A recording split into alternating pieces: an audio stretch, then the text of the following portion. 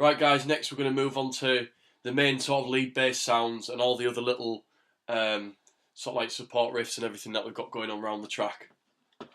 So if we take a look at this here, this is the MIDI that I played in for the main drop. It's nothing too complicated, it's just a simple pattern, and all I did was put dots on the notes like that and then just move them around till I got something that I liked, and this is just 2 notes on different octaves. But it works really well, and I'll play this to you.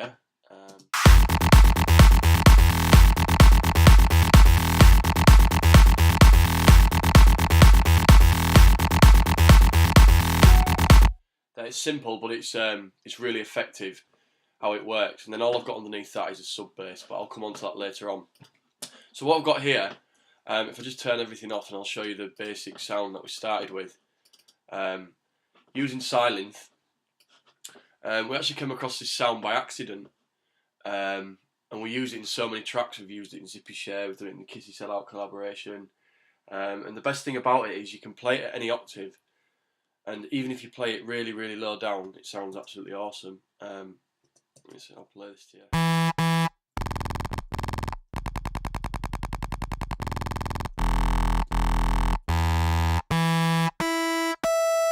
So it's a brilliant sound, and it sounds wicked in every octave, so we use this for so much.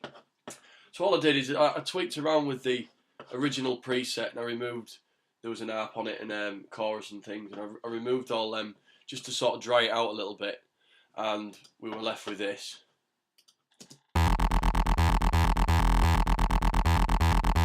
Sort of nice gritty clicky sound, and then all we did is we spiced it up using a little bit of distortion. Now this is something I do on most of my sort of like main bass leads and everything. First of all, we give it some EQ. I was bringing out the warmth and the boxiness down at the bottom, and just taking away the bits we don't need.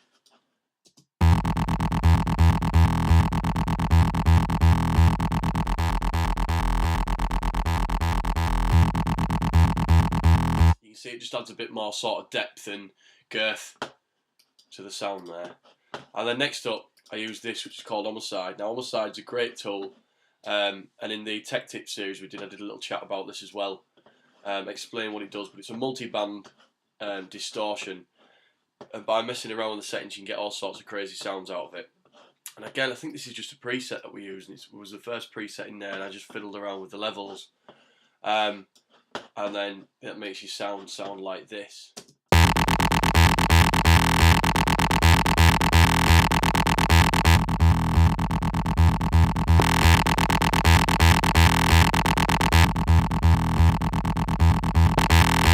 So that adds a real nice sort of bite and growl to it. Next up, what I put on was the Sausage Fattener, which again, absolutely great plugin that I love using for all sorts of stuff. You can use it subtly, or you can use it really harsh and nasty, making the sausage angry, and obviously the angrier the sausage is, the fatter the sound is. We've just got that tickling on there, like this.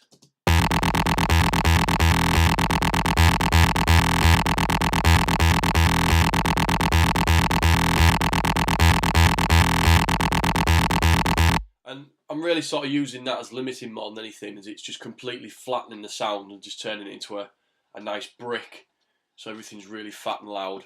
And then the only other thing we've got on there is just the LFO tool. Now, again, this is something else I've talked about in the Tech Tools series that we did. And this LFO tool is brilliant, because instead of using a compressor for your sidechain, like on your leads and everything, you can actually draw the shape of the LFO, and you can either just use filters and things in it, so it's great for making dubstep sounds. But if you just use the volume, you can actually use it as a sidechain. Now I'll play that on there, and you can see what I mean.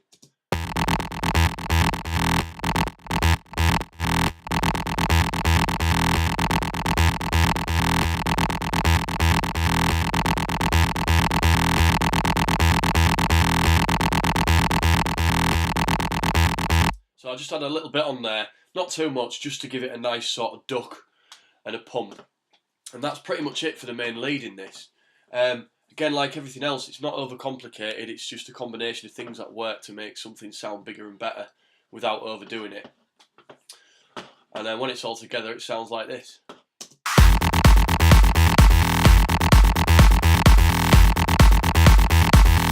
So another thing that I do to these sounds, as well, just to add sort of another bit of depth to fill out the spectrum, is white noise. And what I've done, all I've done is copy the MIDI from below and just put it onto a white noise channel. Now you can make white noise yourself in Logic using the ESP, and all we're doing here is just, if we knock down the oscillators, or however what you want to call them, it's not like a standard oscillator, it's like a mixture of the different waves, and we just leave the noise up. We turn the filter up, give it a bit of resonance, and then you can mess around with your ADSR to shape it how you want it, but we just want it short and stabby, and we get this.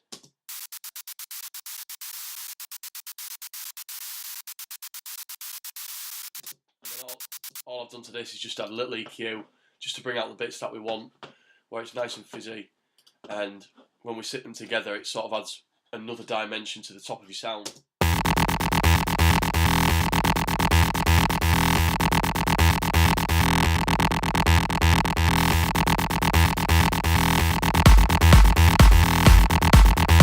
So that's a useful tip, especially when you've got like not much going on in your track. So there's only a kick and a clap, so you've no hi-hats or anything, so that sort of acts as the top end in your mix, so that the track sounds full, like there's nothing missing.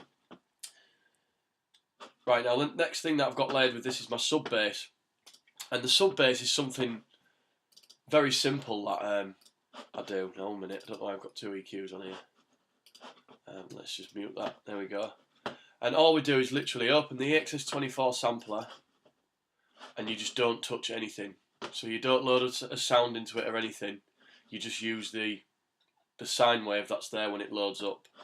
And again, we just give it a little bit of attack, a little bit of release to stop it clicking, and you actually get a really mean sub out of this. Now, if you can use overdrive on it and things to ruffle it up a little bit. I do in housey things, and it works really well. But for this, we've just gone for the plain sub. Now I'll play this without the sidechain on. Now you probably won't hear this on a laptop or anything, but you will hear it obviously if you're listening through speakers, or if you've got the project at home. So, and again, all we did is we had the sidechain tool on there, and we just put the same sidechain at whatever depth you want. But as long as the curves are the same, so everything moves together as the main sort of lead bass, and then everything glues when you play it back.